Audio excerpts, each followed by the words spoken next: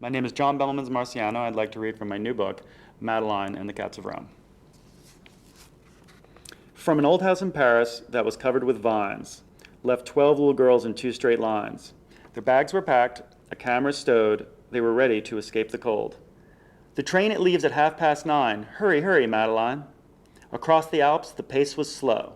The mountains still were packed with snow, but the far and farther south they traveled, the more that winter came unraveled. Although it's dreary back at home, the time has come for spring in Rome. Down the steps they took a stroll, hearing bells of churches toll. Here is a fountain they found quite appealing, and everyone loved the Sistine ceiling. But in Italy, the greatest treat comes when it is time to eat. Miss Clavel said, "Over here, signore, 12 plates of pasta, per favore." The hours of the day were running out. The sun was setting, or just about. "One last photo, let's press in tight," said Miss Clavel. "Yes, that's right." But the moment she had her camera drawn, it was yanked from her hands by the strap and was gone. Madeline took up the chase, first a theft, and now a race.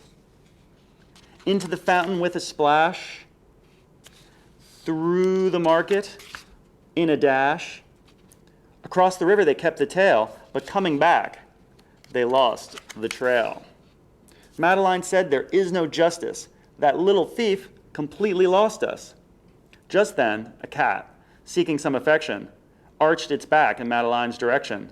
Madeline said, "My, what a nice kitten." Her dog was of a different opinion. "Genevieve!" Madeline yelled. Too late. She'd followed that cat through a locked-up grate into a house about to fall down, found in the poorest part of town. Madeline pushed the door. It creaked. "Is anyone there?" she asked as she peeked. From somewhere deep in the shadowy dark, she heard Genevieve's whimpering bark. Then Madeline saw, to her great surprise, those shining, staring, glaring eyes. They were cats. Cats. Look at them all. There were cats on the sofa, cats in the hall, cats coming out of a hole in the wall. A voice from behind her, clear and strong, said, "You have come where you don't belong." Madeline turned to her disbelief to see that it was the camera thief. "Yes, 'tis I, the thief, Caterina, protector of the Colonia Felina. We are the orphans of the street, these cats and I, so that we may eat is the reason why I steal from you tourist passers-by." Madeline said, "While I applaud your charity, let me say this with clarity. Stealing is wrong. No matter the cause, you may not like it, but those are the laws." Caterina said, "It is easy for you to judge and to scold, for what do you know of hunger and cold? Here is your camera, now don't be slow. Just take your well-groomed mutt and go." The two of them left in a hurry, but now they had a different worry. What was the name of their hotel? How would they find dear Miss Clavel? "Little girl, would it be a bother to photograph me with my father?" But the picture Madeline took was the portrait of a crook. "Hey, Madeline, thanks for the assistance," Caterina said, running into the distance. The victims were stunned. The both of them hollered. But lo and behold, the thief got collared. "Gotcha," said the cop as he seized her. "And don't forget her accomplice either." Meanwhile, Miss Clavel was at the court, filing a missing persons report. "That's the second case I've heard today of children who have gone astray. Their daughter, too, has disappeared. I'm sad to say the worst is feared."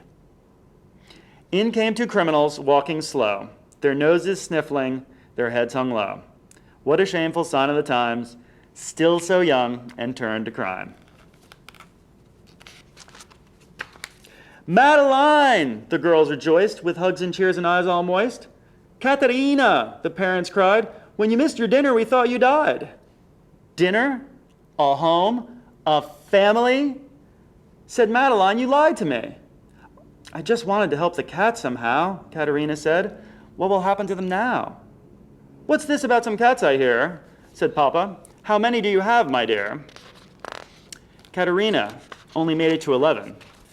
When her mama cried, "Good heavens! All of these cats, what shall we do?" Not a person had a clue until Madeline had the inspiration. for how to solve the situation. First, a complete evacuation. Then, a rescue operation. An orange tabby was bound for Brazil, a calico for Notting Hill. 2 more would be meowing Russian. Off to Stockholm went their cousins. Cacio Pepe, a spotted kitty, would make his way to New York City. Another, missing half his tail, was flying home to Israel. And one last cat would be going home to a beautiful house right here in Rome. My parents are letting me keep this one. Thanks, Madeline, for all you have done. Her cat let out a happy meow. And now, dear reader, we bid you ciao.